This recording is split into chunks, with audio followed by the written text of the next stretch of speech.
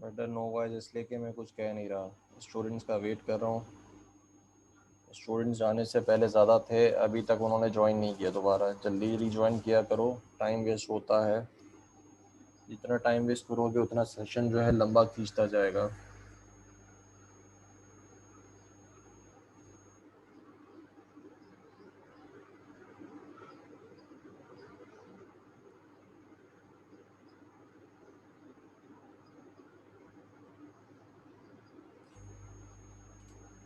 Slide show यार मेरा ख्याल नहीं है कि जो है तुम लोगों को दिखेगा। स्लाइड शेयर हो रही है? हाँ हो रही है। चलो गुड।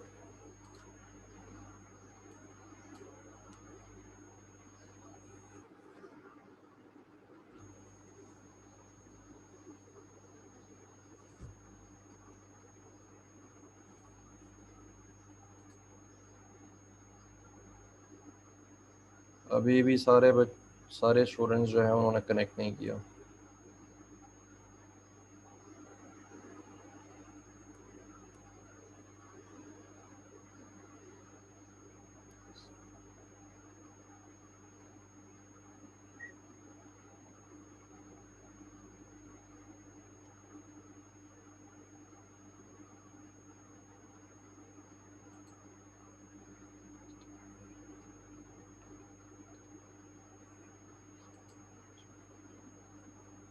बेटा रीज्वाइनिंग का मैसेज थोड़ी डाला जाता है, वो तो ऑब्वियस सी बात है कि जल्दी से तुम्हें रीज्वाइन करना है। ठीक है हम चलते हैं आगे, अब जो नहीं आ रहे उनका कुछ कर नहीं सकते। अच्छा है, हेल्प डेस्क क्या होता है? वो आपके पास एक ऐसा ग्रुप होता है जो कि आपके कस्टमर की न्यू क्यूरीज को जो है वो हैंडल कर रहा होता है और उनको समझा रहा होता है कि किस तरीके से जो है चीज़ों को चलाना है। वो क्या करता है आपके पास फिर मेंटेनेंस में आपके पास एक एनवायरनमेंट आप एक बनाते हो जो कि आपके सिस्टम की चेंजेस को सपोर्ट भी करता है कि अब इसमें ये चीज़ मिसिंग है या ये चीज़ प्रॉब्लम कर रही है, तो उसको मेंटेन करने के लिए भी आप एक टीम सेटल करते हो।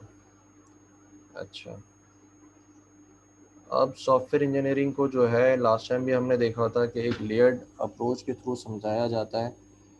उसमें क्या होता है, सबसे टॉप पे आपके टूल्स होते हैं, देन मेथड्स, फिर बीच में प्रोसेस होता है जो कि बहुत इंपॉर्टेंट होता है, और नीचे आपका मॉडल जो है वो स्टिक होता है ऊपर की लेयर्स से।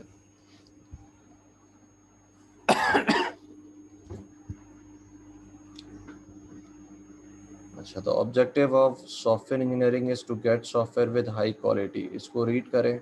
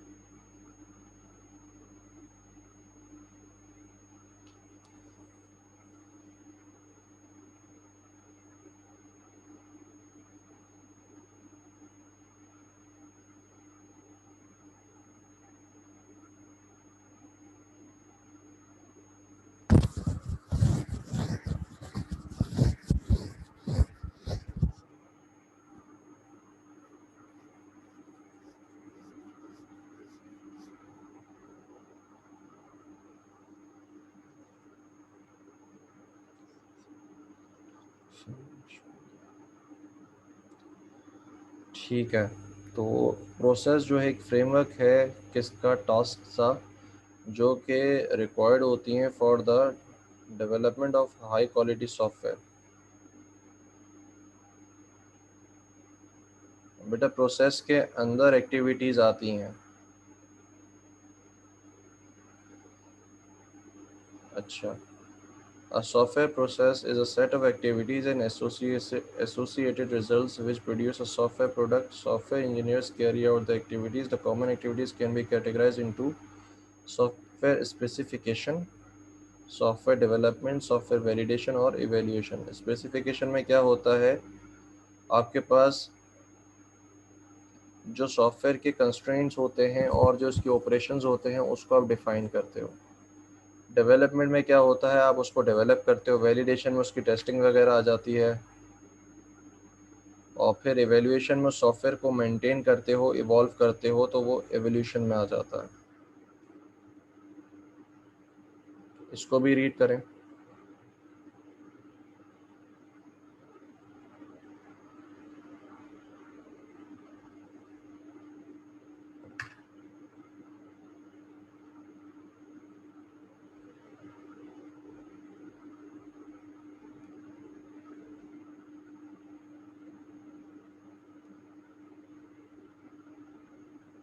कंस्ट्रेंट मतलब लिमिटेशंस।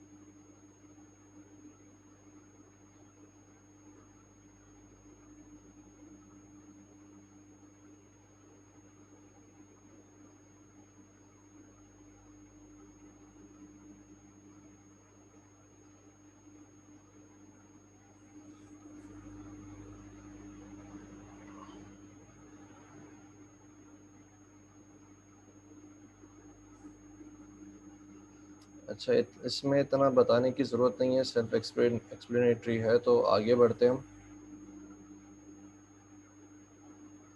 अच्छा, प्रोसेस मॉडल्स के ऊपर आ जाते हैं। प्रोसेस मॉडल्स क्या होते हैं और उसकी टाइप्स क्या होती हैं। तो प्रोसेस मॉडल एक आपके पास डिस्क्रिप्शन होती है फॉर द सॉफ्टवेयर प्रोसेस, ठीक है।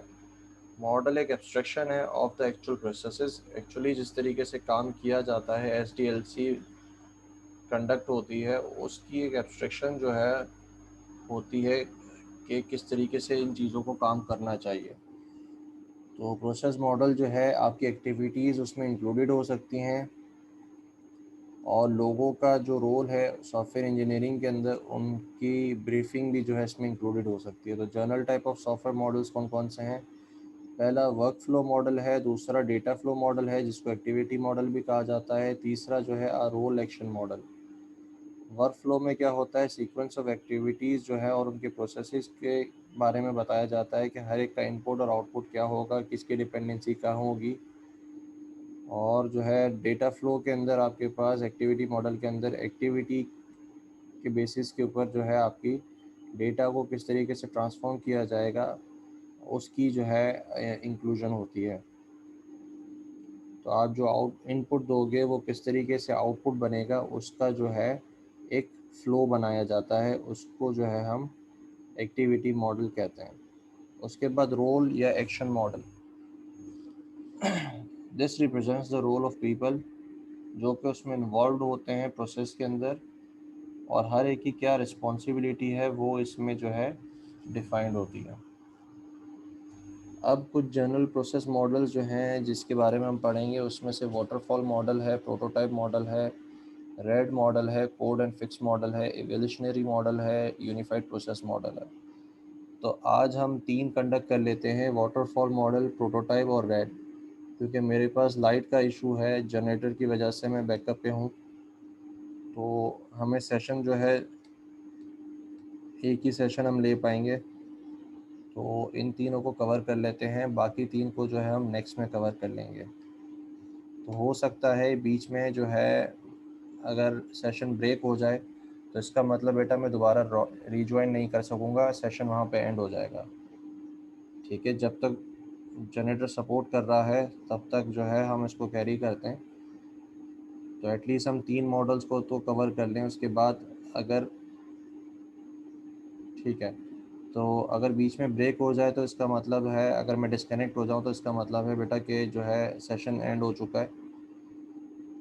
फिर हम यहाँ से चीज़ों को नेक्स्ट सेशन में कंटिन्यू कर लेंगे, ठीक है, नेक्स्ट क्लास में। बल्कि आज मुझे नहीं लग रहा कि 2 सेशंस हो पाएंगे पूरे। इस वजह से जो है मैं टाइम भी चेंज करवा रहा हूँ, तो टाइम जब चेंज हो जाएगा तो इंशाल्लाह फिर हम जो है नेक्स्ट ऑनवर्ड्स प्रॉपर लेके चलेंगे। तो 3 मॉडल में से पहला मॉडल जी 10 से 12 होगी। ग्रुप पे पोस्ट कर दें अता सुल्तानी, मैं भी जो है GCR पे डाल देता हूँ। पहला है वाटरफॉल मॉडल। वाटरफॉल मॉडल जो है उसमें क्या होता है, अच्छा उससे पहले ये चीज़ समझ लें, these generic models mentioned on the previous slide are not definite description of the process software processes. Rather, they are useful abstractions which can be used to explain different applications to software development. For many large system, of course, there is no single software. अच्छा, पूरी ज़बान के अंदर अगर बात करें कि क्या कह रहा है, समराइज़ करके बात करें, तो भाई ये डेफिनेट आपके पास मॉडल्स नहीं होते।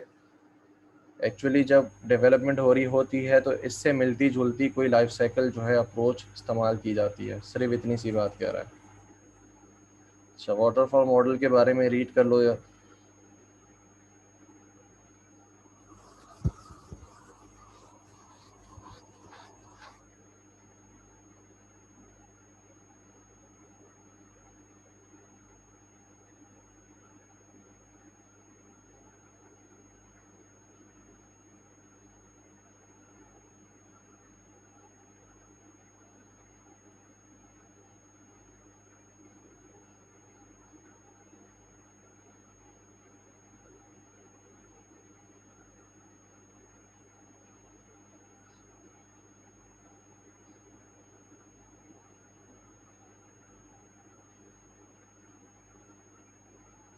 नहीं, रिवर्स नहीं जा सकते।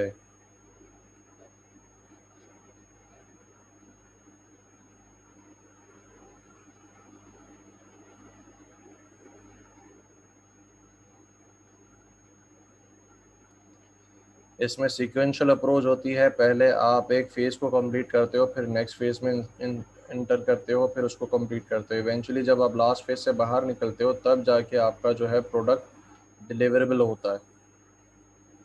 ये इसके स्टेप्स हैं। आप शुरू करते हो, जब तक आप अपने एंड वाले पे ना पहुंच जाओ तब तक जो है आप उसको डिलीवर नहीं कर सकते। इसमें ये प्रॉब्लम है, ठीक है। मिलेगा तो पूरा सॉफ्टवेयर मिलेगा, नहीं तो कुछ नहीं मिलेगा। You can say that, okay. अब इसकी कुछ लिमिटेशंस हैं, इसको भी रीड कर लो।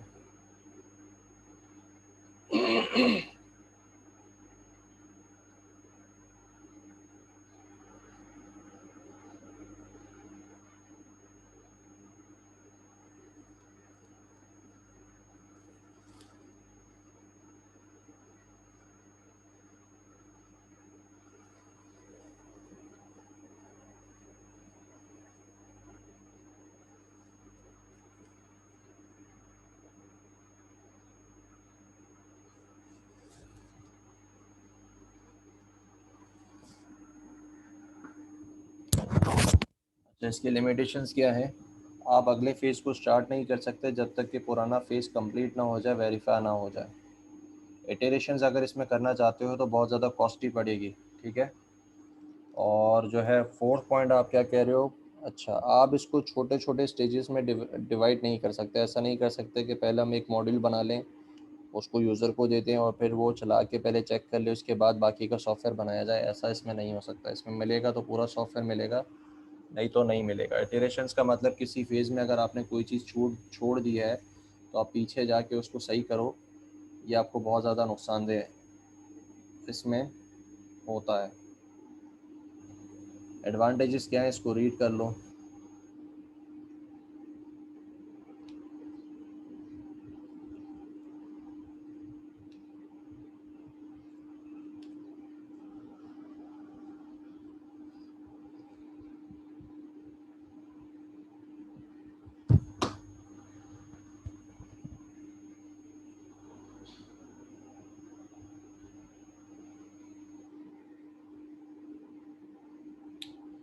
एडवांटेजेस हैं कि आसान है समझना, उसको इम्प्लीमेंट करना भी आसान है। इसमें जो है बहुत से प्रोग्रामर्स को और बहुत से लोगों को इसके बारे में अंडरस्टैंडिंग है,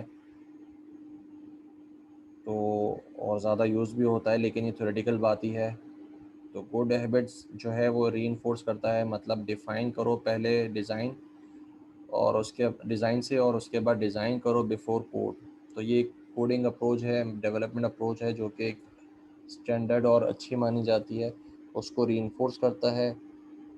और फिर आपके पास माइलस्टोन्स में ये डिलीवरेबल्स को जो है आइडेंटिफाई करता है, works well on mature products and weak teams. जब आपकी टीम वो हो, अनएक्सपीरियंस हो, और आपका प्रोजेक्ट पहले से बना हुआ हो, मैच्योर्ड हो, उसमें कोई चेंजेस करने हो, तो फिर आप इस मॉडल को अप्लाई कर सकते हो।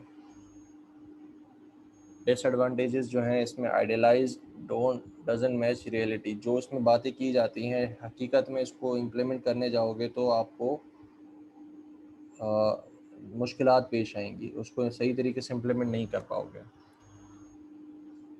इसमें इटरेटिव नेचर जो है वो शो नहीं होता, ठीक है।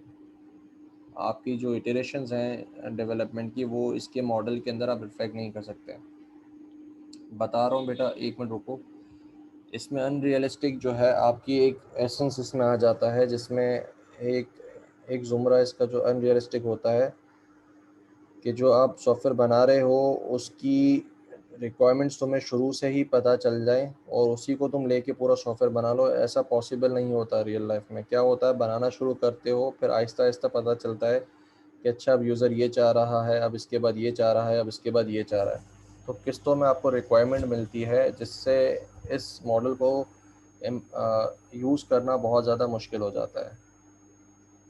तो सॉफ्टवेयर जो है इवेंचुअली बहुत ज़्यादा आखिर में आपको जाके मिलता है, बीच में कोई माइलस्टोन्स नहीं होते जिसको आप क्रॉस चेक कर सको, क्रॉस वेरीफाई कर सको यूज़र से, ठीक है। तो इसके बाद अब आप क्या पूछ रहे हो, अच्छा, delays discovery of serious errors. इसी वजह से जब आपको एरर्स पता चलते हैं कि एक्चुअली सिस्टम में एरर्स क्या हैं, तो बहुत बाद में जाके पता चलता है। अच्छा, अब इसमें आप लोग क्या पूछ रहे हो, थर्ड पॉइंट।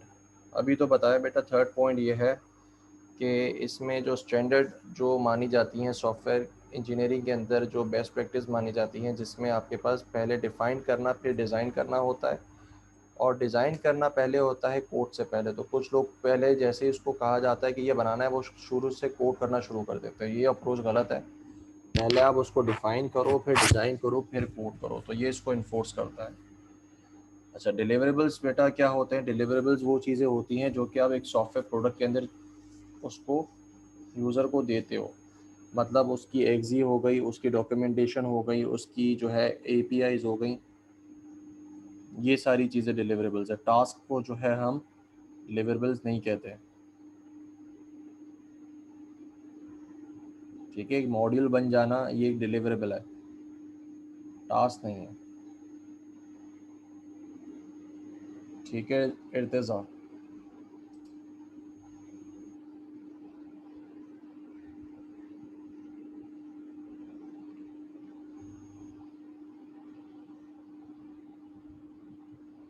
अच्छा, फिर एक काम करते हैं बेटा, यहाँ पे स्टॉप ले लेते हैं।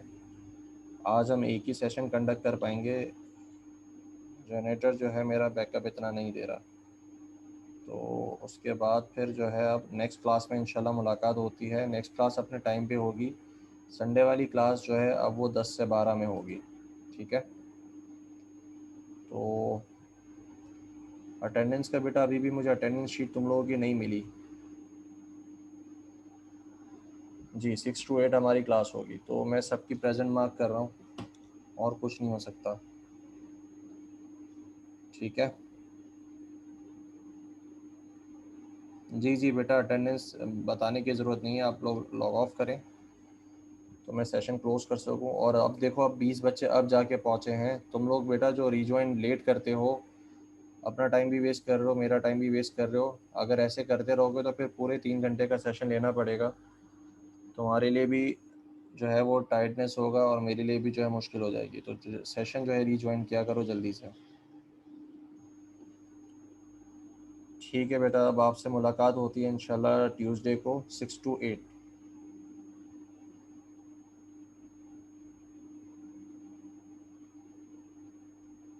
जी सेशन क्लोज कराऊँ। अल्लाह हाफ़िज़।